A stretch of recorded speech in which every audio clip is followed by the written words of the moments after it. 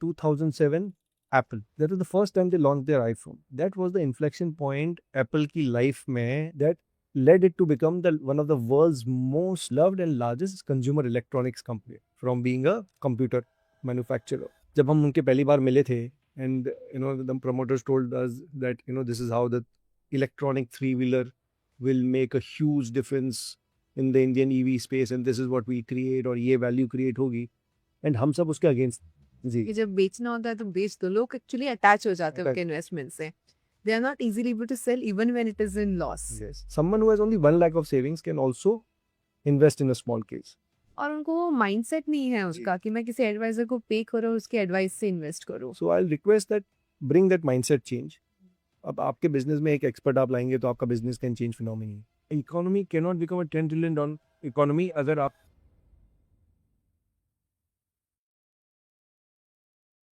Hi everyone, very good afternoon. I welcome you all on this podcast with Upsurge. My dear audience, आप लोगों ने small case के बारे में thematic investment के बारे में तो सुना ही होगा.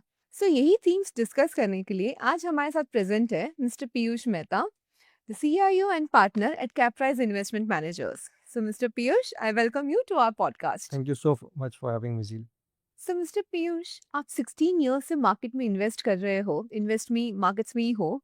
How has that shaped your investment philosophy? 16 साल बहुत लंबा सफ़र है वैसे अगर if I now that you mention 16 years और अगर मैं देखूं तो मुझे अब भी ऐसा लगता है कि I know less than what I think 16 years could define तो मैंने अपना करियर शुरू किया था eight the peak of the previous bull run Jain Okay. 2008 Oh. And मैंने बहुत बार ये कहा है कि उस समय ऐसा था कि there is no tomorrow market will keep going up 2 महीने पहले Edelweiss had hired 100 management trainees we were all a part of it and by the time October came in सिर्फ 95 बचे थे सॉरी सिर्फ 5 बचे थे सिर्फ 5 बजे थे. सिर्फ 5 Okay. बचे थे After the fall, क्योंकि आफ्टर द वही फॉल your यस लाइक एक पूरा वेल सेटअप था 300 लोगों का उसमें Hmm. सिर्फ 10-12 लोग बचे थे Hmm. so that was the kind of setup that I started my career in so उस समय risk is what was only focus जो 2008 का फाइनेंशियल क्राइसिस था that taught people कि रिस्क को किस तरह देखना चाहिए Hmm. so I started my career in a phase जहाँ पे सिर्फ रिस्क बात कर रहे थे for the next 2-3 years Hmm. and the good part is कि वो जो 8 साल की मेरी जो जॉब वाली जर्नी रही अक्रॉस एडलवाइज जो नुवामा है अब Right. मोतीलाल ओसवाल बाटलीवाला करानी आई use to serve with US FIIs जो इंडिया में इन्वेस्ट करते हैं Okay. And I was fortunate enough कि उस 8 साल के दौरान I had the opportunity to travel with a lot of CEOs CFOs CXOs of a lot of large mid and small companies Hmm. at the same time I had the opportunity to travel with बहुत सारे जो sectoral analysts होते हैं across these industries so I had a bird's eye view of एक investor किस तरह देखता है Hmm. at a company एक analyst किस तरह अपनी company के बारे में बात करता है and more specifically how does a company Hmm. talk about its own journey so I had a view of a 360-degree view of all the participants in the market who essentially make a market Right. and this went on for 8 years before I realized कि it is something that I really enjoy and would want to pursue on my own. अब ये जो 8 साल की journey थी and then another 8 years of investing myself and advising a lot of people and then eventually starting Caprise and small case, I think वो जो 16 साल की जर्नी में अगर key learnings होंगी अगर so the foremost learning is कि आपका जो area of competence है Hmm. always be in that area. मतलब rather than fighting a battle आप किसी और के ग्राउंड में जाके बैटल फाइट करें it's better you fight your battle in your place जहाँ पे you are comfortable with so यानी कि इन्वेस्टमेंट के टर्म्स में अगर मैं किसी पर्टिकुलर सेक्टर या जी किसी एरिया में स्पेशलाइज कर रही हूँ या कंफर्टेबल हूँ तो मुझे उसमें स्टिक करे रहना चाहिए. जी जैसे हमने कभी ऑयल एंड गैस PSUs जहाँ पे गवर्नमेंट की पॉलिसीज पे बहुत डिपेंड होते हैं ऐसी जी. कंपनीज में हमने और in fact for the whatever number of years we been working हमने कभी फाइनेंशियल सर्विसेज में इन्वेस्ट नहीं किया these have been the Okay. Sectors जहाँ पे हमारी अंडरस्टैंडिंग कम है या it's not our area of Hmm. Competence Hmm. So always focus on your area of competence दूसरी बात यह है कि कुछ भी कितना भी प्रॉमिसिंग लगे there is always a chance that a lot of things can go wrong so before you make an investment always believe कि एक ऐसा पीस है जो आपको समझ में नहीं आ रहा है, and because that will always make you a sceptic कि आप हमेशा सोचते रहेंगे what can go wrong. And third part is if something goes wrong, अगर कुछ गलत होता है आपके इन्वेस्टमेंट में, what are you ready to lose? Moment आप जब वो क्वेश्चन रेज करते हैं कि यार मैं इसमें कितना नुकसान झेल सकता हूँ, you want to then go back and कि इसमें मैं कितना पैसा लगाऊं, कितना एलोकेट करूं, ये मुझे समझ रहा है नहीं समझ रहा है। एंड ये लार्जली रिस्क पैरामीटर्स भी हैं जहाँ पे हम फॉलो करते हैं हमारे इन्वेस्टमेंट जर्नी में भी, कि जब तक ये समझ में नहीं आए, सो जैसे मैंने कहा एरिया ऑफ कॉम्पिटेंस बहुत इंपॉर्टेंट है। ऐसी कंपनीज जो समझने में बहुत आसान हो, we don't invest in conglomerates, बहुत बड़ी लार्ज कैप कंपनीज जहाँ पे there are multiple businesses, multiple subsidiaries जो हमें समझ नहीं पाते, क्योंकि हम इतने मूविंग पार्ट्स होते हैं, it's very difficult for you to put point कि कहाँ क्या गलत हो सकता है।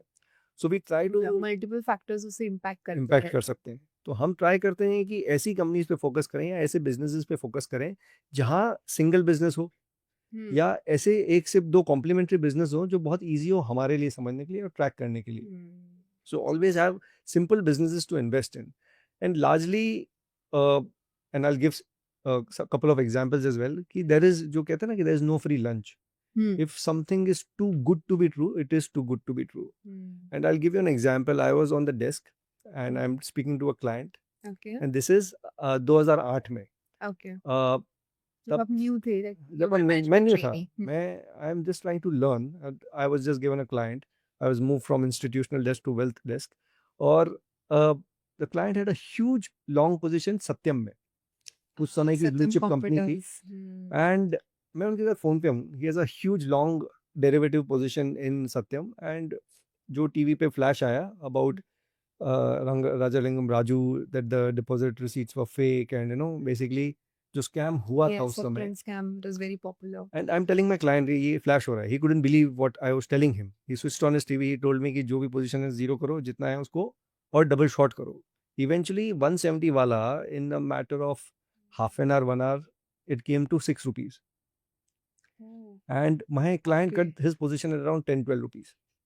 And that time I realized कि सत्यम तो ब्लू चिप कंपनी थी, हमारे पास इतनी रिसर्च थी, हमारी खुद की कंपनी की, there were at least 50 other brokers जो सत्यम कवर करते थे उस समय। And so risk large cap हो, मिड कैप हो, स्मॉल कैप हो, वो आपको नहीं पता चलेगा। These are unknown risks. So this is something, what is the kind of, तो इसलिए मैंने कहा कि आप कितना allocate कर सकते हैं। Yes. दूसरा एक एग्जाम्पल था, हमारे क्लाइंट थे जिनकी एक बहुत बड़ी पोजीशन थी, इन्होंने ऑप्शंस राइट करे थे, put options at the peak of the market, and he was maybe in the money by some 10 crores. जब मार्केट करेक्ट हुआ and it fell like in a heap, Jan Feb March में, वो +10 वाला कब -50 हुआ, you know it was very difficult कि for him to even react. So ये जो 2-3 इंस्टेंसेस हुए, तब समझ में आया कि हाउ इम्पोर्टेंट इट इज कि एक कोई ऐसी सिंगल पोजीशन नहीं होनी चाहिए which can blow up your entire portfolio और वेल्थ, बिकॉज पूरा हिसाब हो जाता। सो of course even after all this learnings, we made our own mistakes. We made valuation mistakes, we made business mistakes, we made sectoral mistakes as well. But the good thing is, not ऐसी कोई भी एक position नहीं थी which cost us more than 1% on the entire portfolio. So आपने value at risk पहले से major करके रखा था कि अगर ये नीचे जाएगा तो कितनी हद तक जा सकता है, what is the worst outcome. So again, one of the key learnings is that कि जो buy decision है is a very easy decision to make.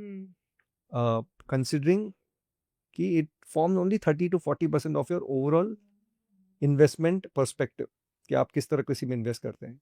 Two other very important things are, one is allocation, जिसमें हम बहुत focus करते हैं, and third and the most important is exit. Right. Because we are attuned, मतलब आप इतने retail investor से जब बात करेंगे, मतलब एक बार पोर्टफोलियो में एक स्टॉक आ गया, देन अगर वो लॉस मेकिंग है तो कभी पोर्टफोलियो से बाहर निकलता नहीं है। राइट।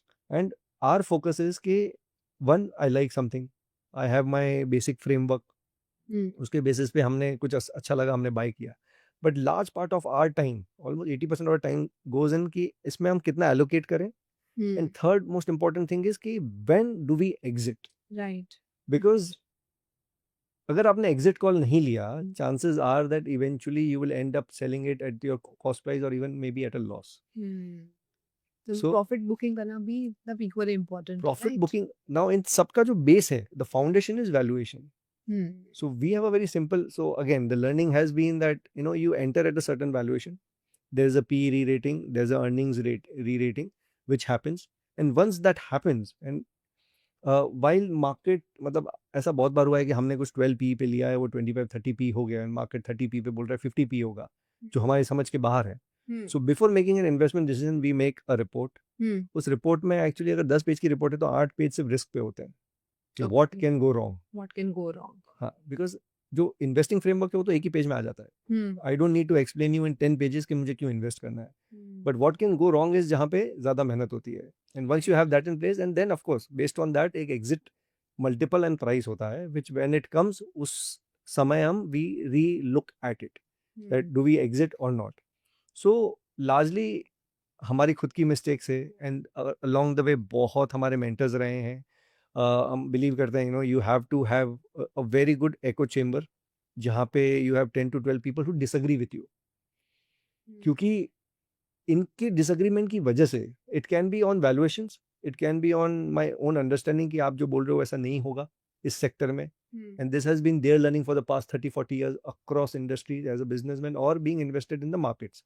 तो उनकी वजह से we avoided a lot of pitfalls, lot of minefields हमने अवॉइड की हैं कि क्या नहीं करना है is more important than knowing कि क्या करना है generally in life as well.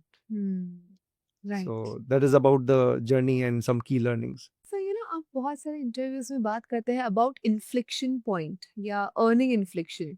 So what is that? Can you explain us? So inflection point, forget earnings inflection. एक इन्फ्लेक्शन Okay. पॉइंट का मतलब ये है, and inflection point is something that is present with us, around us, in terms of nature में है, हमारी खुद की लाइफ साइकिल्स में होते हैं एज ह्यूमन बींग्स. आपने आपके करियर में भी देखा होगा, there is always a point where comes that जहाँ से आपकी ग्रोथ बहुत फास्ट होती है for 1 year, 2 years, 3 years, 5 years, depends. But there's a scale that every human being goes through. Similarly, जब एक बहुत कॉमन एग्जाम्पल होता है एक बैम्बू ट्री का. व्हेन यू जब हम पहला बीज बोते हैं उसमें it takes 1, 2, 3 and sometimes 5 years also for it to form जो underground root network होता है उसका. रूट उसका. But the moment it starts growing, it can grow to 3 feet in a single day, and it can go to as high as 50 feet in a year's time. So 50 to 100 feet rather. So this is the inflection point उस bamboo के life जब वो cycle manifold grow होने मैनीफुल के grow होता है. So for 5 years it was just forming a base. उसी तरह जब इन्वेस्टमेंट्स में हम देखते हैं, so there be a lot of companies जहाँ पे बहुत मेहनत हुई है 3 से 5 साल में. बाद. They have reached a critical stage जहाँ से उनकी जो अर्निंग्स होगी that will take a big upturn. अब इन्फ्लेक्शन पॉइंट्स जो होते हैं दे कैन बी, हम उनको 4 अलग अलग सेगमेंट में वी बाइफरकेट. ओके. सबसे पहला होता है fundamental inflection point. Okay. Easy example दूं, 2007 Apple, okay. That was the first time they launch their iPhone. That was the inflection point Apple की लाइफ साइकिल में, that led it to become one of the world's most loved and largest consumer electronics company from being a computer manufacturer. Right. Similar is the case with Netflix in 2010. जब ये OTT वाला जो आज craze चल रहा है, Platforms. Platforms जो हैं, they were the ones to launch it. That was the Right. inflection point in the OTT's life cycle as a platform. फिर Netflix के बाद तो बहुत आ गए.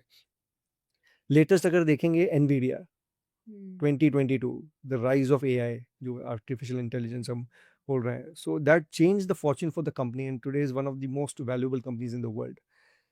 Similarly, जब हम अगर इंडियन एग्जाम्पल्स देखने हो तो से 2021-22 were inflection points for sectors like defense, railways, manufacturing. So ये फंडामेंटल शिफ्ट होते हैं जहाँ पे आपकी अर्निंग्स जो है changes fundamentally because of a fundamental decision that the company has taken, कि कंपनी ने डिसाइड किया कि हम ये करेंगे, इसकी वजह से उसकी एक ट्रेजेक्ट्री चेंज हो जाती है. So this is something that we focus on.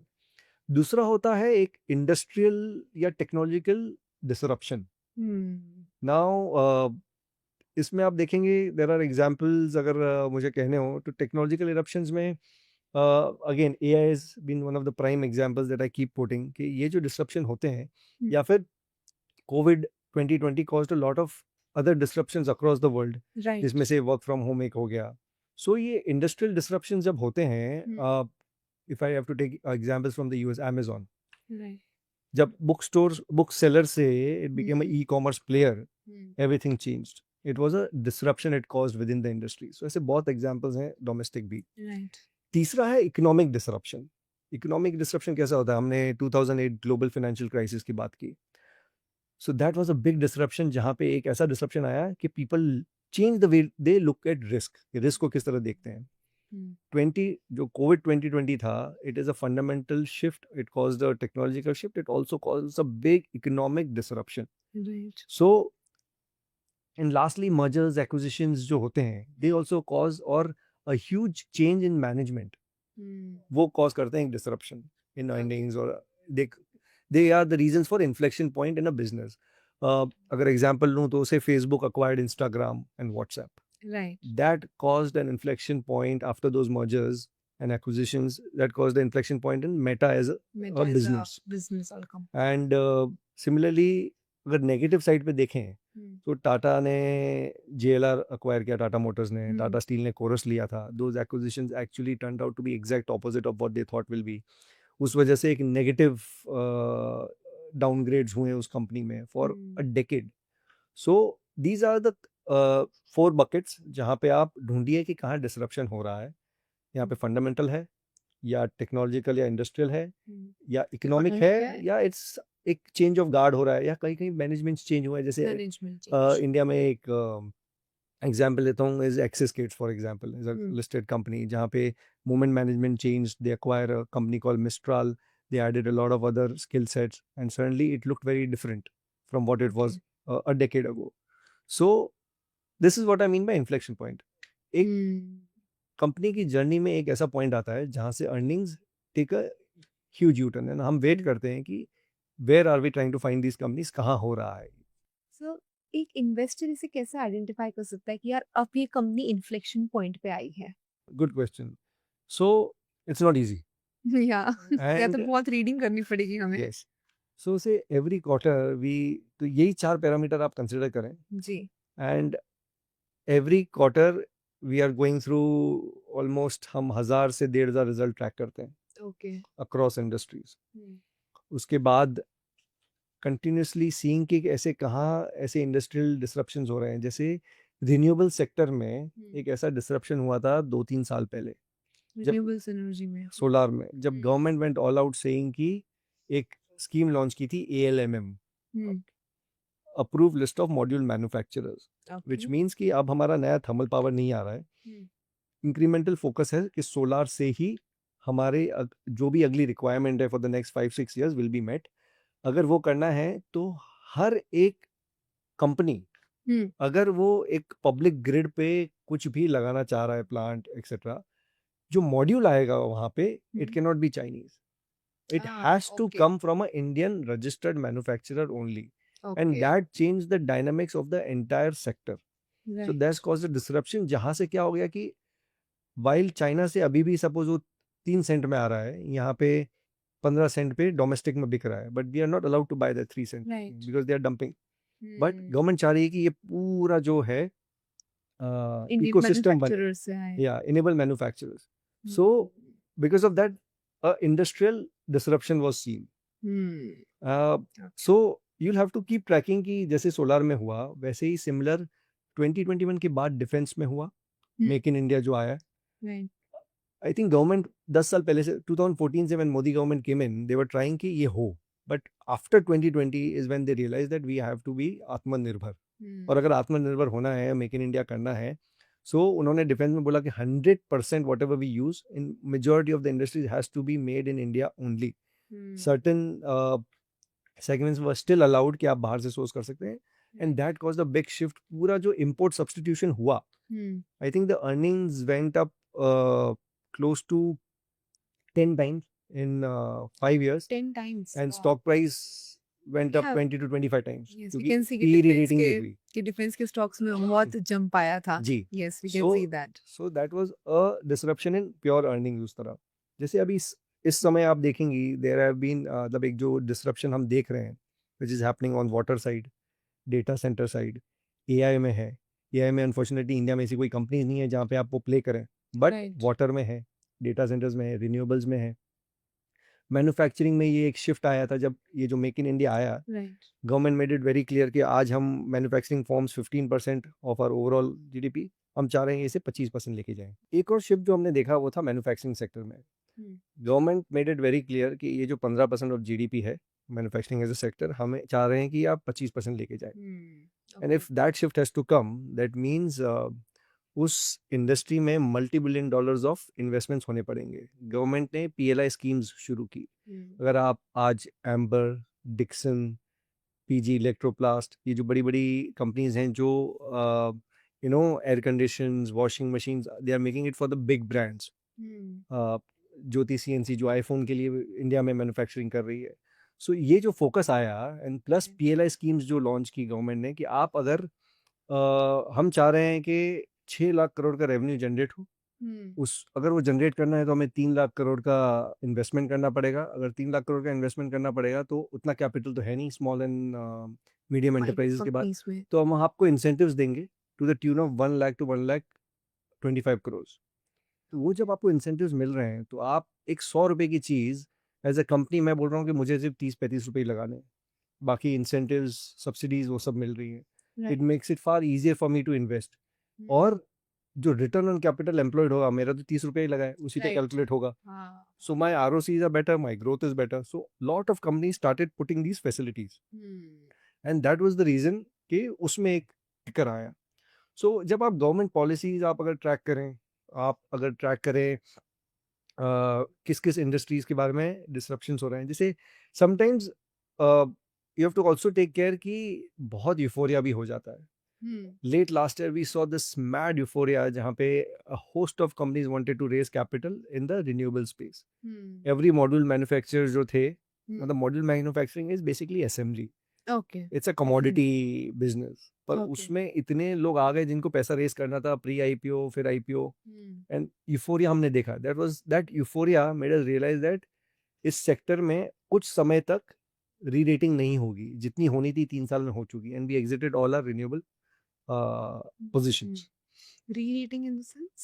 Re-rating in the sense कि वो P जो 5x था वो 30x हो चुका था। यहाँ से 30x से 50x का स्कोप है नहीं। Okay. एंड बिकॉज ये जो यूफोरिया है, इट मेड श्योर कि एक कमोडिटी बिजनेस को भी 25-30x मल्टीपल मिलने लग गया था। So it had to come down.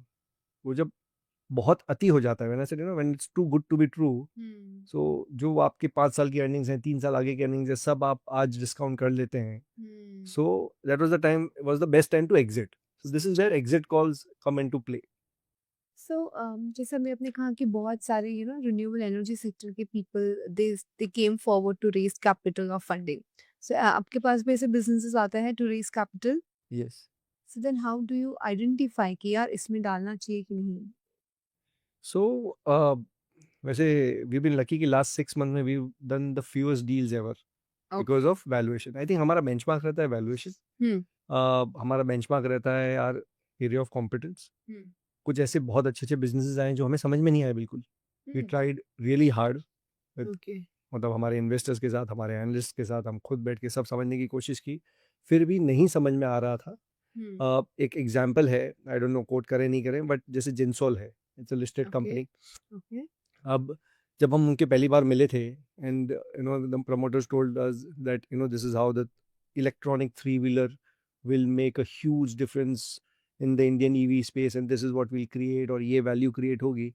And हम सब उसके अगेंस्ट थे कि ये ऐसा, this will not play out the way you are saying, based on our own understanding, based on historically हमने जो ट्रेंड्स देखे हैं। And eventually even though the stock multiplied may be 10-15 times वहाँ से, largely on the story, that story is still to play out. So sometimes जो एक learning ये भी रही है over the past few years की, trust your gut and instinct. Everyone has it, right, and 99% people don't follow that instinct. Your gut will tell you, your gut feeling, your sixth sense will tell you कि there's something wrong, and it's best to listen to it rather than avoid it and trying to prove it wrong. सो बहुत सारे ऐसे investments आए हैं over the past 6-8 months, last 1 year, जो हमने purely based on valuations, क्योंकि आप मानिए कि एक लिस्टेड कंपनी है जो 15 टाइम्स 1 ईयर फॉरवर्ड पे ट्रेड कर रही है उसी सेक्टर की, जैसे शक्ति पंप्स की बात करते हैं, इट इज ट्रेडिंग एट से 15 to 18x मल्टीपल, जो हम कहते हैं पीई मल्टीपल, 1 ईयर फॉरवर्ड पे 26 की अर्निंग्स पे।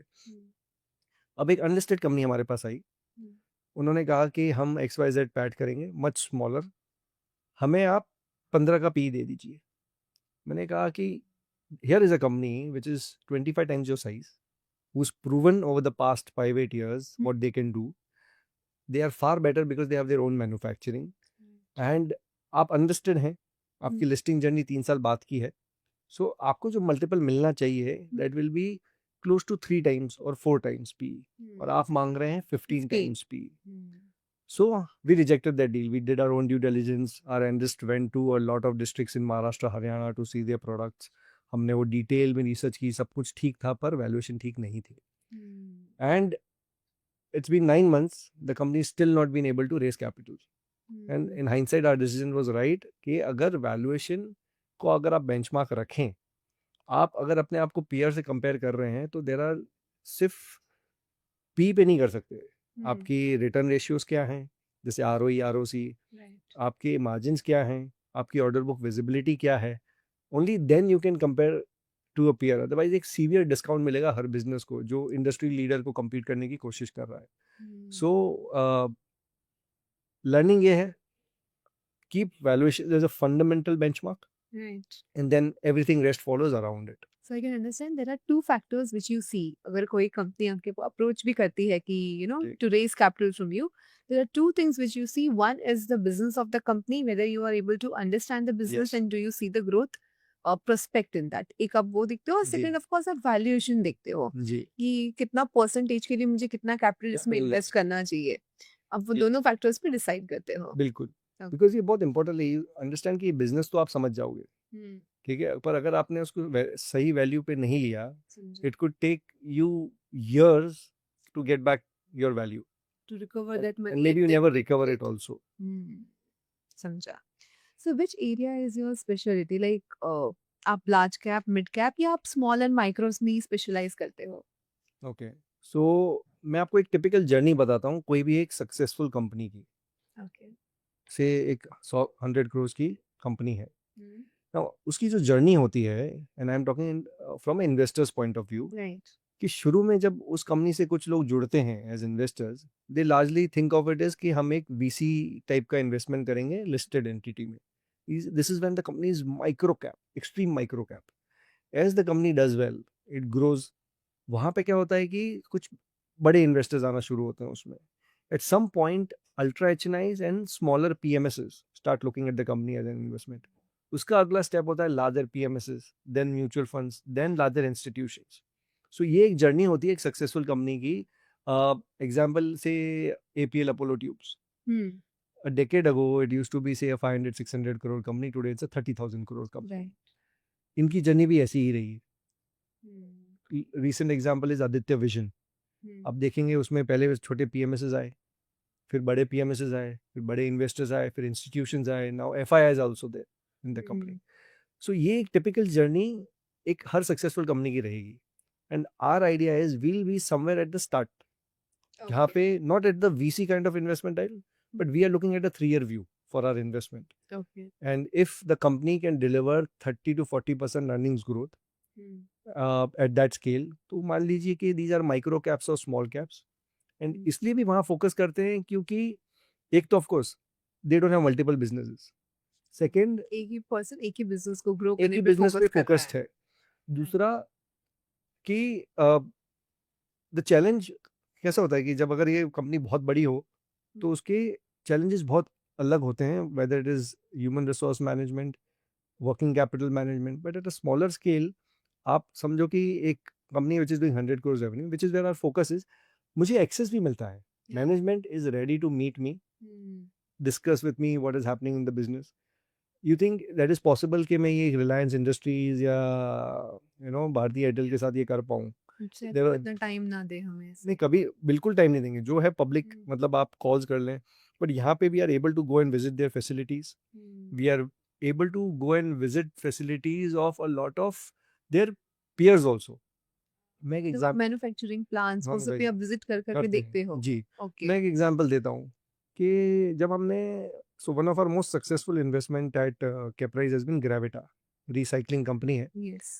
ये हमने देखी थी जब वो 700 करोड़ मार्केट कैप के आसपास थी, क्लोज टू 150 रुपीज के आसपास प्राइस था।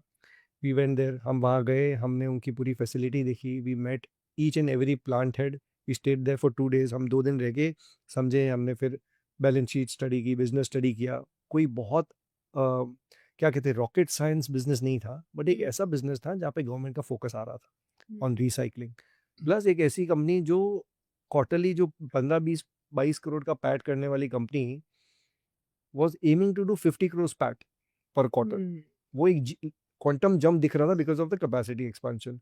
अब कंपनी छोटी थी उस Right. समय, पर हमें बहुत क्लियर दिख रहा था। और एक हमारा एक और इन्वेस्टिंग रूल है कि अगर एक कंपनी 25% से ग्रो कर रही है और उसका रिटर्न ऑन कैपिटल एम्प्लॉयड 30% है, दिस इज अ कंपनी जो for ever till eternity will keep री रेटिंग, या उसका डी रेटिंग कभी नहीं होगा, बिकॉज जो भी वो बना रही है it is putting it at a higher capital employed.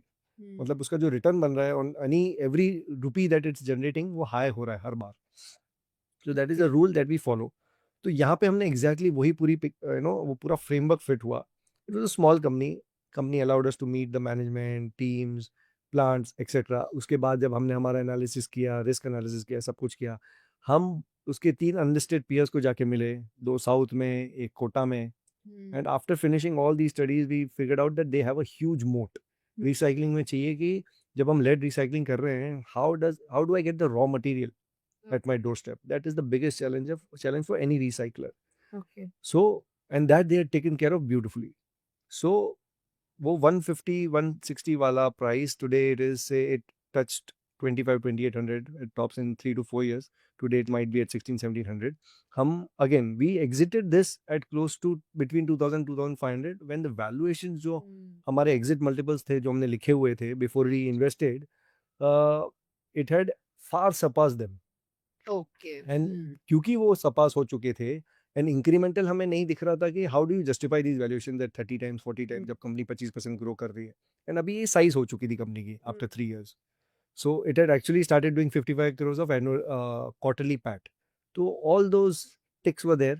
Final tick was कि अब valuation is something that is not जैसे आपने कहा था कि comfortable नहीं है। कि आप स्टार्टिंग में ही नोट डाउन करते हो कि जी। What should be the exit Exit point, price. P कितनी पी कितने भी एग्जिट है। करना चाहिए, बिल्कुल एंड जब वो पी पे रीच करके तो री रेट करो कि भाई अभी कंटिन्यू करे कि एग्जिट Exactly. करे। परफेक्ट। राइट। सो आप वो check किया। वो हम एग्जिट कर चुके हैं। ऐसा सिमिलर एग्जांपल था एर्डा में जब लिस्टिंग हुई, हमने लिस्टिंग के दिन पे बाय किया। Now our exit price was 180 rupees in 2 years time. Within 2.5-3 months the stock hit 200, we exited at 200, we exited. उसके बाद the stock might have move to 280 300 I think, but 1.5 साल हो गया है, it is below our selling price.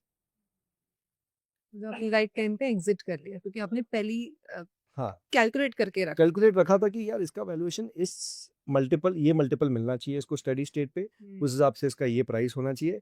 जो 2-2.5 साल में आना चाहिए था वो 2-2.5 महीने में आ गया। सो आई एम नॉट, कहते हैं ना, we are not married to the stocks. If अगर there is a reason to sell, don't find the reason to hold on to it. So हमने तब एग्जिट किया। सो इसीलिए हमारा फोकस जो होगा स्मॉल मिड माइक्रो कैप्स में होगा, because it's easier to understand these business and track them. Plus ये सिंपल बिजनेस होते हैं, इनके मूविंग पार्ट्स नहीं होते हैं कि यूएस में कुछ हो गया, चाइना में कुछ हो गया। तो वेरी डिफिकल्ट कि अगर आप ऐसे बिजनेस ले लो जहाँ पे यूएस में अगर ट्रम्प ने कुछ कह दिया और आपके बिजनेस को अफेक्ट हो गया, तो we try to stay away from these such kind of businesses. Okay. आपको एक स्टेटमेंट मुझे बहुत अच्छा लगा that you are not married to stocks, जी, कि जब बेचना होता है तो बेच दो। लोग एक्चुअली अटैच हो जाते हैं Attach. उनके इन्वेस्टमेंट से। They are not easily able to sell even when it is in loss. Yes. तो I think you have to be loyal to your returns. So once you're loyal to your returns, that is all that matters. बाकी it's okay, मतलब there'll be a lot of FOMO कि और जो last year हुआ है लोगों को, but bottom line is that what is your return expectation, you just be loyal to that, nothing else matters. So I understand that small micros they are your specialties. जी, Yeah. And यही sector है जो सबसे ज्यादा risky भी होते हैं। बिल्कुल बिल्कुल। Yes. So as I said, जब हम रिस्क देखते हैं, बिफोर वी एंटर हम कोशिश करते हैं समझने की कि what can go wrong. And most of the investments जो that we make, we are very clear कि जो एंट्री मल्टीपल है बिजनेस का, कितना भी अच्छा लगे, जो एंट्री मल्टीपल है that has to be say 10xp और 12xp या ईवी एबिटा पे या प्राइस टू बुक पे, we have a very fixed framework. और उसके अगर आसपास नहीं है तो वी लेट इट बी, क्योंकि moment I enter there shouldn't be a possibility कि स्टॉक 25% गिर जाए फॉर नो रीजन। देखो कोविड हो गया, या ये जो नवंबर दिसंबर जैन फेब में हुआ वो हो गया, I can understand that the stock can fall 20 30 40% also without volumes for no reason of its own, अगर 2 साल की 3 साल की ट्रेजेक्टरी सही है। पर अगर in a steady market a stock is falling 20% for no reason that you cannot figure out, so हमारा तो एक simple benchmark है कि if हमारा investment value, because we are entering at such a valuation, अगर कुछ 20 से 25%, 20% is the point when सब कुछ trigger होता है in our list कि ये 20% fall हुआ है, is there a reason? If there is no reason, we exit. समझा। We try to find the reason later. अगर हमें समझ में आता है and we understand कि this is a reason that shouldn't impact the business, we are okay entering it again. Right. But हमारा written rule है at 20% we exit everything if there's a steady state business going on, we can't explain कि क्यों गिरा। समझा। Cut the losses, अगर लग रहा है कि भाई ये नीचे जा रहा है एग्जिट कर लो, फिर देखो Yes. Then if you want to reenter. तो मैं एग्जांपल देता हूँ, जैसे Indiabulls real estate, it is one of the mistakes that we made in Okay. Our investing careers. And हमने 9500 पे लिया, it moved all the way to 192. Then it came back to 9500. We sold it at 20% below our cost price. Okay. अगर नहीं बेचा होता तो it would have been a 40-50% hit on our investment. Although the weight was 3%, but it still would have been that hit, which I didn't want to take. So that 20% rule has saved us at least in 4 to 5 times it has saved us. Right. Because अगर कुछ हमारे लेने के बाद at that valuation, इतना valuation की check करने के बाद भी अगर 20-25% गिर रहा है, चांसेस आर वो वहां से 30-40% और गिरा ही है। और गिरेगा। So that is something that we are very very careful कि ये जो रिस्क आप समझिए कि आप एंट्री कहाँ एंटर कर रहे हैं, very important, don't overpay. इसमें there are thousands of books written on valuations and it is मतलब this usually comes by experience. मतलब आप कितना भी आप बुक्स पढ़ लेंगे, till you don't experience that what happens when you pay again, we जब paid खुद की हाथ नहीं जला जलाते तब तक हम नहीं बिल्कुल। सीखेंगे। तो हमारा जो मैंने एक बार मैंने शुरू में कहा था कि हमने एक वैल्यूएशन मिस्टेक किया था। सो से पॉलिसी बाजार हमने खरीदा when it got listed, we got all excited about the kind of leadership position it had, there was no second, it had 85-90% of a fast growing market and we paid a bomb in terms of valuation for that kind of growth. In the end it went down about 70-80% from our buy price, although हमारा जो 20% का rule था we followed it, and I think 1.5 से 2 साल बाद उसके listing के उसका प्राइस आया होगा फिर से, but we exited, but it was a mistake, a valuation mistake. So आपकी बिजनेस मिस्टेक हो सकती है, आपकी वैल्यूएशन मिस्टेक हो सकती है, आपकी सेक्टर मिस्टेक हो सकती है कि आपने एक सेक्टर में ये सोच के डाला कि गवर्नमेंट इसको पुश कर रहा है, and then suddenly you realise that government has incrementally said sorry, जैसे इथेनॉल में हुआ है। If you look what's happened to most of the sugar companies और मोस्ट ऑफ द कंपनीज जिन्होंने इथेनॉल की फैसिलिटीज सेटअप की क्योंकि गवर्नमेंट इंसेंटिव्स दे रही थी और पुश कर रही थी कि ब्लेंडिंग होनी चाहिए। Now what has happened to them? Because of government only इतनी इन्वेस्टमेंट्स हुई उसमें, और बिकॉज ऑफ गवर्नमेंट ओनली उसकी आज ये हालत है that they are all struggling. So these are the mistakes you have to avoid, and this is the part of your risk framework. So मुझे लगता है कि इस वाले सेक्टर में जिसमें आप डील कर रहे हो, you have to be very very cautious, you have to study, you have to keep checking the facts a lot, है ना? मैंने कहा you to keep believing that एक पीस तो मिसिंग है ये पजल का। अब ये पीस कहाँ है? आप व्हाट इज मतलब अगर बहुत अच्छा इन्वेस्टमेंट लग रहा है, वैल्यूएशन सस्ता है, तो कुछ तो गड़बड़ है। कुछ तो गड़बड़ है। हाँ, although most of these companies are somewhere जहाँ पे we are one of the few first investors in terms of the size. तो हम तो, और the moment we invest we start questioning ourselves. Investment के पहले तो बहुत अच्छा लगता है, the moment you put your money there you start worrying कि क्या गलत हो सकता है। So of course that tracking will come, जैसे आप मैनेजमेंट्स को मिलते रहे। मोर इम्पोर्टेंट इज कि आप कितना पीयर्स को मिल रहे हैं, बिकॉज़ वो कंपनी के कॉम्पिटिटर्स को, बिकॉज क्या होगा कि, और हमें बहुत बार बहुत अच्छा फ्लेवर मिला है फ्रॉम मीटिंग कॉम्पिटिटर्स ओनली, कि वो अगर उसकी खुद के कंप्यूटर की तारीफ कर दे या बोल दे कि यार ये तो झूठ बोल रहा है जो आपको बोल रहा है. तो we try to find more. Is it saying out of envy or is he really being honest about what is happening in the sector? तो एक बार कंपनी में इन्वेस्ट कर लिया तो कंपनी को कम मिलता है. हम कोशिश करते हैं कि उसके पीयर्स को मिले और पूछें कि बिजनेस कैसा चल रहा है. ऐसा लाइक हम our fathers have taught us, या वो जब करते थे बिजनेस, कि जिसको इंटरेस्ट पे पैसा देते थे हर 2-3 महीने में उनके घर पे चले जाते थे ऐसे चाय पीने के लिए, जस्ट टू गेज कि आदमी ठीक है कि नहीं है, इसको प्याज पैसे पैसा मांग ना, पैसे की बात करते थे ना पैसा मांगने की बात करते थे, बट जस्ट टू सेंस कि आदमी की पोजीशन सही है कि नहीं, यहाँ पे पैसा रहना चाहिए, एक हिंट पहले मिल जाए बॉडी लैंग्वेज से. Right. So this is something that we keep doing by meeting peers, या फिर इनके कॉन्फ्रेंस कॉल्स होते हैं सब पीयर्स के, you know most of it is listed, and आप इफ यू कीप लिसनिंग, ऐसा नहीं हो सकता कि ये कंपनी बहुत बढ़िया ग्रो कर रही है और ये कह रही है कि बिल्कुल ग्रोथ नहीं है इंडस्ट्री में. यू नो ऐसा हुआ, से फॉर एग्जांपल दीजिए ये Sanghvi movers. Okay. Sanghvi movers बोल रहे हैं कि ग्रोथ नहीं आ रही फॉर एग्जांपल इंडस्ट्री में. वहाँ पे there are couple of competitors who are growing very fast, तो there some problem with this company. Ideally क्या होता कि हम बोलते कि यार ये क्यों बोल रहा है खराब है, जबकि दूसरे बाकी लिस्टेड competitors प्लेयर्स. तो कर रहे हैं हाँ आपके ठीक. हाँ, सो इट्स वेरी इंपॉर्टेंट कि आप कॉम्पिटिटर्स पे ज़्यादा फोकस करें once you invested. Of course what company क्या कर रही हो तो आप ध्यान दोगे, बट आई थिंक उसके आसपास का आसपास क्या हो रहा इकोसिस्टम है. समझना भी बहुत ज़रूरी है. Very well. So, how do you differentiate between ऐसी companies जो temporarily grow हो रही है और ऐसी companies जो long term में grow होगी? How do you differentiate between them? सो मतलब एक होता है momentum play, Hmm. Which is one of our smallcase, which is जो लार्जली प्ले कर रहा है अगले 4 से 6 क्वार्टर. Okay. क्या होता है कि जब आप लॉन्ग टर्म देखते हैं तो you have to think about a sector, Hmm. You have to go top down. If you are thinking about 5 years, कि अगर सेक्टर ठीक है तो कंपनी की हालत ठीक रहेगी. Right. A very bad sector, उसमें एक बहुत बढ़िया कंपनी बहुत बढ़िया मैनेजमेंट भी हुआ तो कुछ बहुत ज़्यादा नहीं Grow ग्रो कर कर पाएगा. पाएंगे. So when you thinking about momentum place, तो ऑलवेज लुक एट कि अगले 4 से 6 क्वार्टर में यहाँ पे कोई इन्फ्लेक्शन पॉइंट है क्या. कंपनी ने कोई केपेक्स किया, कोई नया ड्रग है जो उसको डिस्कवरी करके फेज 3 ट्रायल शुरू हो गए हैं और अभी they are going to get a large contract for that. So काफ़ी बार यू गेट दीज अपॉर्चुनिटीज वे you know these are 50% 100% opportunity, these are not long term holds, these are more difficult for normal investors, क्योंकि सबसे बड़ी जो exit की challenge होती है वो मोमेंटम सेक्टर में होती है. पता मोमेंटम नहीं कब, चलता कि कब हाँ, exit करें हम. सो जो आपका फ्लो है वो कब चेंज हुआ, वो अंडर करंट कब चेंज हो गया, अगर आपने ट्रैक नहीं कर पाए, chances are you will make a huge loss on your investment. So momentum plays, you have to be careful. Of course very very stringent tracking के हर क्वार्टर के नंबर्स क्या हो रहे हैं, इंडस्ट्री में क्या हो रहा है, then you can take that 4 to 6 quarter momentum bet. जब आप लॉन्ग टर्म कर रहे हैं इट बिकम्स फार ईजियर, क्योंकि आपका टॉप डाउन ही बहुत अच्छा है. Within that you identify कि ये 5 कंपनीज है, why this company. So then of course you do the entire study, आप पांचों को जाके मिले. Again it's very difficult for most retail investor to do that.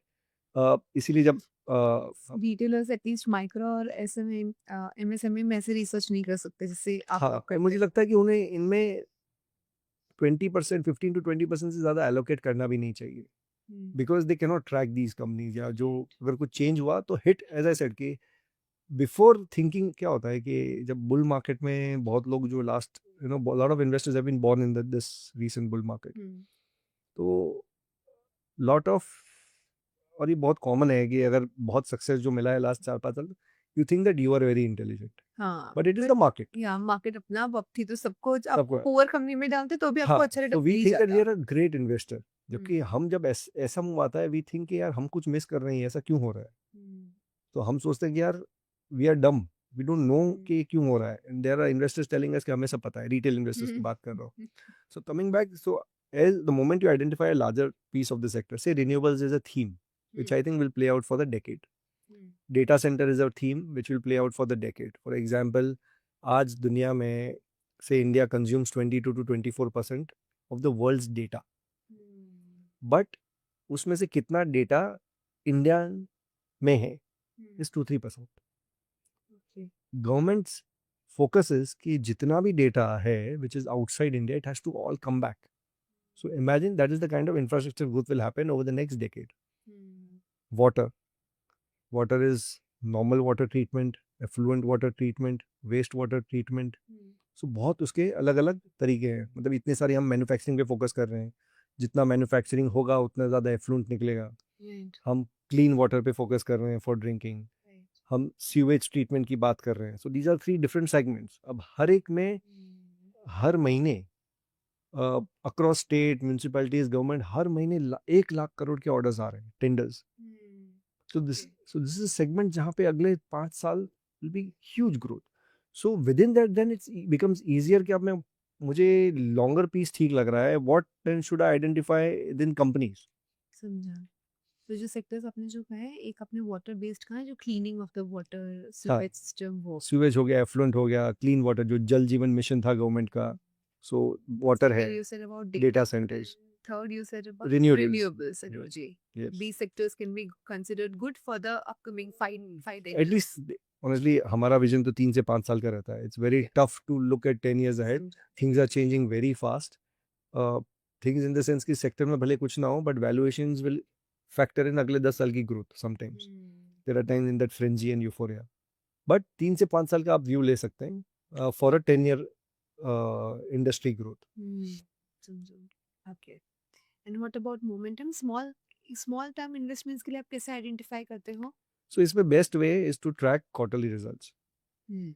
In every quarter, you'll identify at least 3 to 4 companies where there has been a turn in terms of earnings, in terms of margin, in terms of overall guidance, company की body language. That will, वो आपको तब पता चलेगा जब आपने उसके पहले 4 कॉल भी सुने। I'll give you an example. 2015-16, after I quit and started my own fund, I used to manage money for friends and family and our own capital. उस समय वी बॉट केया इंडस्ट्रीज, 100 रुपीज का price था। I don't remember the market cap. 1 quarter हुआ, 2 quarter हुआ, 3 quarter हुआ, price is still same. In management मतलब there is not a single positive statement in the entire conference call. After I think 4 calls or 5 conference calls, in the 5th call this is the first time management spoke positively, and I was surprised कि how is he really, like something is changing. Then of course peers थे, unlisted peers भी थे। we tried our best कि हम पता चलें कि क्या चेंज हो रहा है। why is he first time a management who's been negative for the last 4 quarters, what is changing. Right. उसका अगला क्वार्टर जब हुआ, price still didn't move, the commentary got even better, and that is when we realized उसका और बाकी results देख के कि something is changing on ground. We tried to identify that, we figured out, and then we increased our allocation in that particular stock, and within less than a year the stock became 400-450 rupees, 4 times in a year or year and a half, after waiting for almost 6 to 7 quarters. So this is momentum play. When is it changing? उस समय हमें, I think we held on for too long. Ideally और कोई होता तो शायद बेच चुका होता, but today if I have to do the same thing, I would buy when the first positive comment comes. So I'll start buying, in the sense that, say if I have to take a 5% allocation, I'll take a 2.5% allocation, and then as that things keep changing, I'll keep adding. तो वो होता है momentum play. It is difficult for regular investors because वो ये level of homework नहीं कर पाएंगे और track नहीं कर पाएंगे. Larger sectors are very easy to cover, कि आप उसके बारे में न्यूज़ बहुत होंगी, बहुत सारे मैक्रो लेवल रिपोर्ट्स होंगी, so you'll get a fair sense, but bottom up is always very company specific. So small case को आइडियली हम कितनी ड्यूरेशन में रीबैलेंस करते हैं, like on an average? So we do it on need basis. Okay. Whenever we feel, if we feel that it has to be changed every day, we'll change every day. If we think it has to be nothing has to be done for the next 1 year, we'll do nothing. So it's always rebalancing के decision is again जो 4 fundamental factors हैं. Is anything changing fundamentally? Is there a disruption happening at a industrial level, at economic level, at a technological level? कोई M&A हो रहा है? Is there something that can help our investment or be detrimental हमारे investment के लिए? तो अगर ऐसा कुछ हो रहा है, that is the time we'll do that change. Otherwise, as long as things are fine, we will not. वो कहते हैं ना कि liquidity always chases growth. It doesn't cause it. मतलब liquidity जहाँ growth है ना, liquidity वहाँ पहुँच जाती है, but liquidity की वजह से growth नहीं होती है. जहाँ ग्रोथ होती है वहाँ फंड्स चले जाते हैं, बट उसकी वजह से ग्रोथ नहीं हो रही है. तो वो एक फंडामेंटल डिफरेंस लोग नहीं समझ पाते हैं इन्वेस्टिंग में. And which is where it is important कि जब आप ये रीबैलेंसिंग वगैरह कर रहे हैं, जस्ट बिकॉज कहीं फ्लो जा रहे हैं for some reason, you don't get swayed by it. So rebalancing तब हम करते हैं when we feel the need that अगर suppose I have all the players inside, 10 companies हैं, हर एक में equal weight है. Now I have one brilliant investment idea. Okay. अब I have to forcefully remove one so that ताकि this वहाँ पे enters. जा सके. Now then what is my criteria? Then I have to see valuations. I have to see इनकी अगले 1 से 2 साल की क्या growth मैं project कर रहा हूँ. And based on it's a point system. तो जिसके सबसे कम पॉइंट होंगे वो बाहर जाएगा and this will make an entry.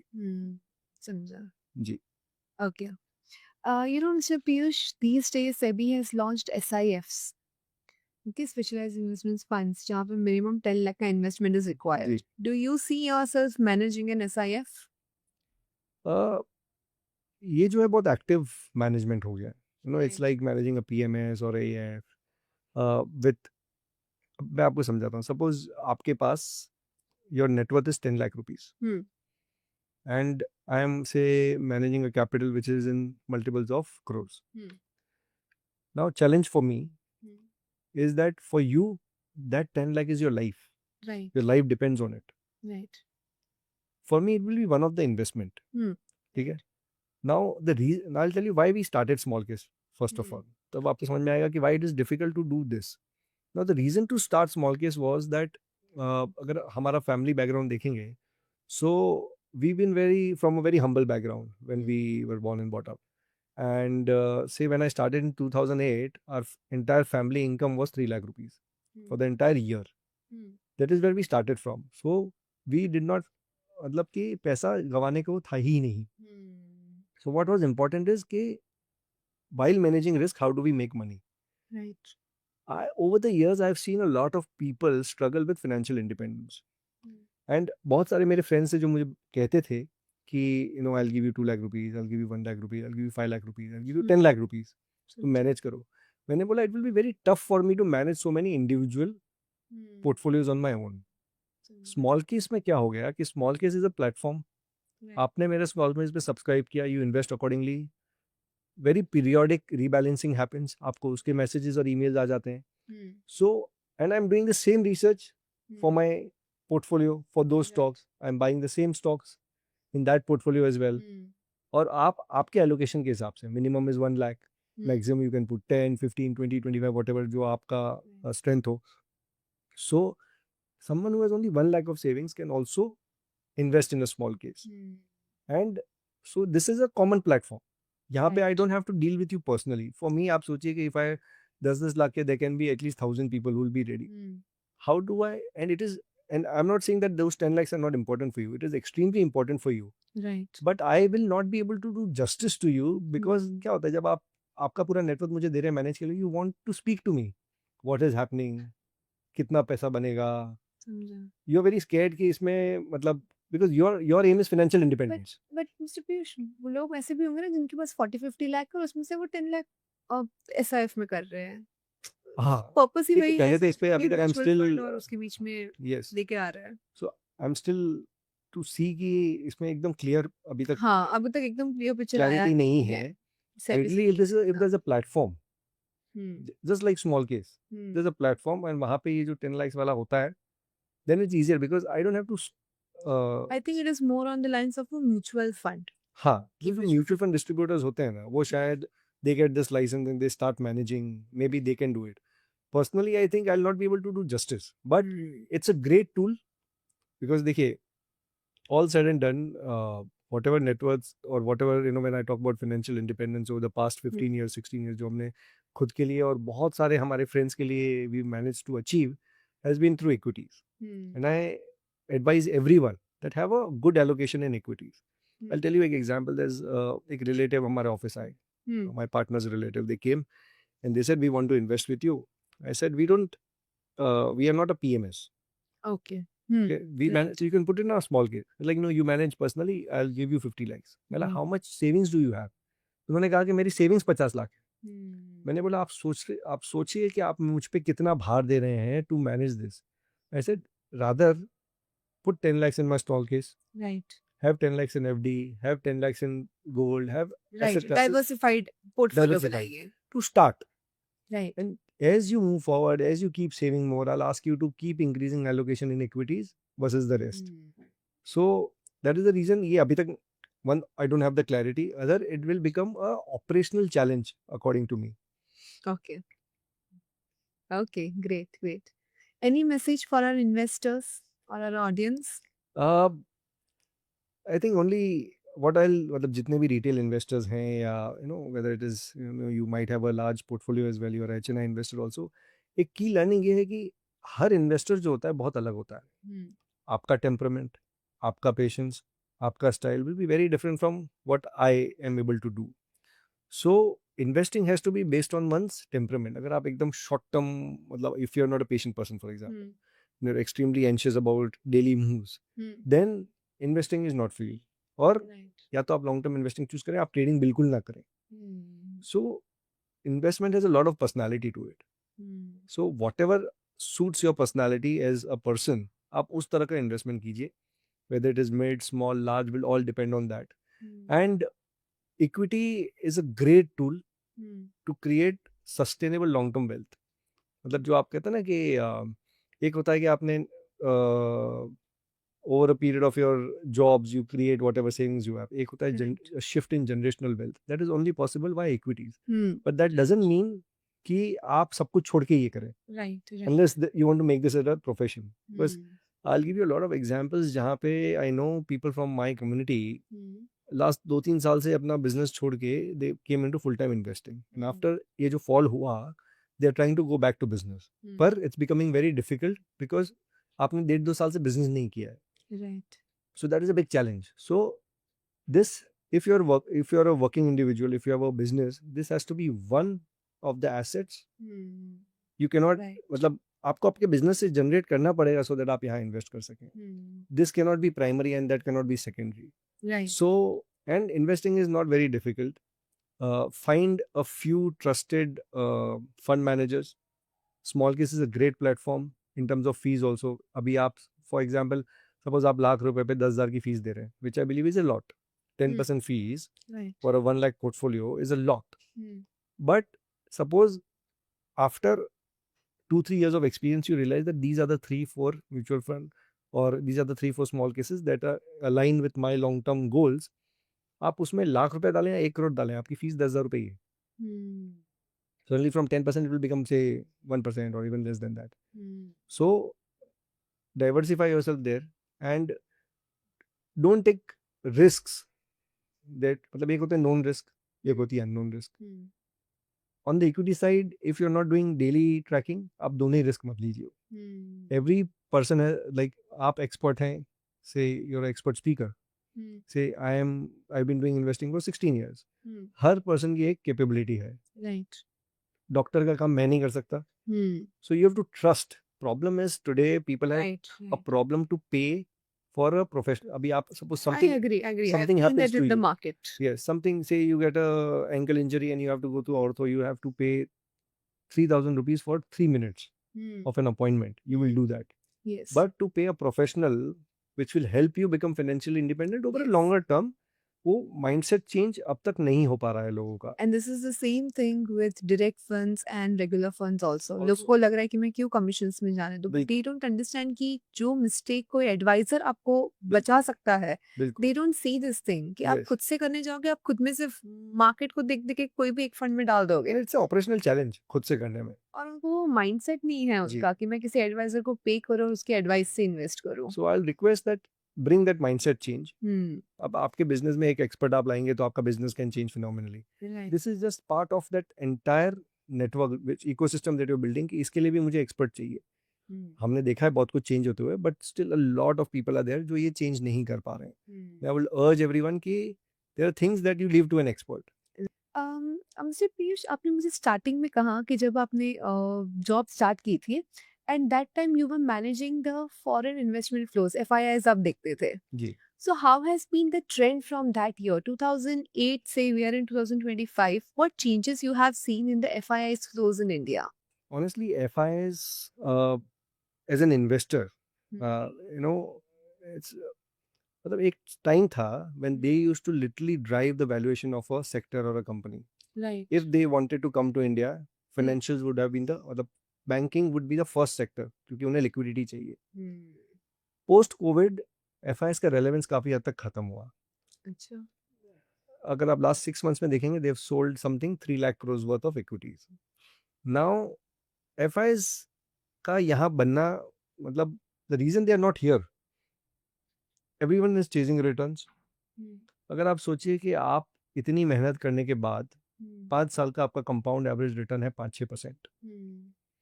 Would you like to be in that No. Asset class with the No. Kind of risk that it provides? मतलब आपके पास आपकी करेंसी डेप्रिशिएट हो रही है, Right. तो वहां से आपको 5-6% का हिट आ रहा है. यू पे टैक्सेस हियर. बीच में समीर अरोड़ा जी का एक बहुत वीडियो वायरल हुआ था where he mention that India is the only country where they have to pay tax on equity rather in all other countries. जो कंट्री में आप लेके जाओगे पैसा, वहां पे आपको टैक्स भरना है. सो यू पे एडिशनल टैक्स हियर. यू पे ये जो डेप्रिसिएशन है उसका Right. Impact. Right. Rupee And depreciation is in. by the time you take the money back, you're earning 5-6%. और वो 5% आपको वहाँ पे गवर्नमेंट बॉन्ड्स में मिल रही है 10 year की. So what is the incentive for FIS to be here? So that trend has changed. Last 5 years they've sold a lot, and उनका after, like, in fact in history जो retail investor की holding है is the largest ever, more than the FIS as well. Okay. But they are important, and at some point they will come back. क्योंकि आप ये देखिए, we done a very detailed video on the $10 trillion journey, and हमने क्या किया कि ऐसे history में 2 ही कंट्रीज हैं, यूएस और चाइना, जो $10 trillion क्रॉस कर चुके हैं. No other nation has reached there, and India will reach there in 2035 के आसपास. So we tried to identify कि जब एक कंट्री $3 trillion से $10 trillion की तरफ मूव करती है, so what happened when in 1985 when say US was $4 trillion, in 2006-7 when China was at $4 trillion, what were the sectors that did phenomenally well? वो कौन से sectors थे जब एक country की journey 4 से 10 की हुई, what sectors performed? तो हमने वो बहुत सारा उस पर research किया. We identified a few sectors, and my sense is कि ये जो sectors होंगे, the FIs eventually have to come back because कि for the next 10 years India will remain the fastest growing country in the world. Okay. And जब आप क्या होता है, ग्लोबल एसेट एलोकेशन होता है. जब एफआई से हम मिलते थे, they used to allocate emerging markets में will put 10% of the funds, within that will put. So जो फास्टेस्ट ग्रोइंग कंट्री है, eventually you will have to be there. क्योंकि आप देखिए ऐसा कौन सा ग्लोबल बिजनेस है जो इंडिया में नहीं आया है, बिकॉज यहाँ पे the consumer base is so big that they know कि this is the prime market for them for growth. So अगर कंपनीज आई हैं, then eventually investors will also come. So that is just a matter of time, not That they have exited, but they may come back. they should Okay. come back. They should. Ideally. They should come back. Okay. So you just mentioned कि जब US 4 trillion economy से जब वो grow हुआ, same for China. So what were the sectors which played a key role in them? So देखिए क्या होता है, जब आपकी से per capita income से we are at $3,000, when it moves to $10,000 slowly. अब तक क्या हो रहा है कि हम रोटी कपड़ा मकान Right. इस पे फोकस कर Consumption, रहे हैं. lifestyle. हाँ, अब तक हम रोटी कपड़ा मकान पे फोकस कर रहे हैं जब तक आपकी पर कैपिटा इनकम जो है. Right. Basic income. तो अब ये इन्फ्लेक्शन पॉइंट आ चुका है, and it is one of the sectors that we favour as well, consumer retail, जहाँ पे मैक्सिमम स्पेंड होगा. Okay. So more and more people want to be कि अगर मैं से बाटा यूज कर रहा था, today I want to buy a Hush Puppy. तो वो जो वैल्यू माइग्रेशन होता है, इट विल नॉट बी, ये तो एक सेगमेंट बोला मैंने, but Right. Across consumer formats आप देख लीजिए, you will see a big move. आप खुद का कंजम्पशन देख लीजिए 5 years ago, 3 years ago, today you will see that trend in the kind of brands you use. Right. So that is a big change. तो ये एक तो of course this change happens. Health care, premium health care, everything that is premium. अभी तक आप basic health care कर रहे थे, जहाँ पे सस्ता होगा, सस्ते टेस्ट वगैरह. As you move higher, you want the best treatment for yourself. तो हेल्थ केयर जो प्रीमियम, जैसे मैक्स हो गया, अपोलो हो गया, so these are the companies that did really where there. Financial services, economy can not become a $10 trillion economy अगर आपका जो फाइनेंशियल स्ट्रेंथ है in terms of your banking system is not good. So that did extremely well. So and one of the most important part was manufacturing and power. these were two sectors that did extremely well in that journey. समझा So my sense is these will be the sectors very common, but Right. there'll be few new sectors like data center जो उस समय नहीं था, right AI जो उस समय नहीं था, water जो उस समय नहीं था, renewables जो उस समय नहीं था. All this is add on. Okay amazing so very good information sharing with us sir thank you so much I am sure हमारे ऑडियंस ने आज बहुत कुछ नया नया सीखा होगा about sector thematic specially so yeah It great was a pleasure talking to you. Zee. Thank you so yes my dear audience I hope आपने आज का पॉडकास्ट एंजॉय किया हो और आप हमसे क्या लर्न करना चाहते हो क्या जानना चाहते हो प्लीज कमेंट कीजिए and keep subscribing us for more such content thank you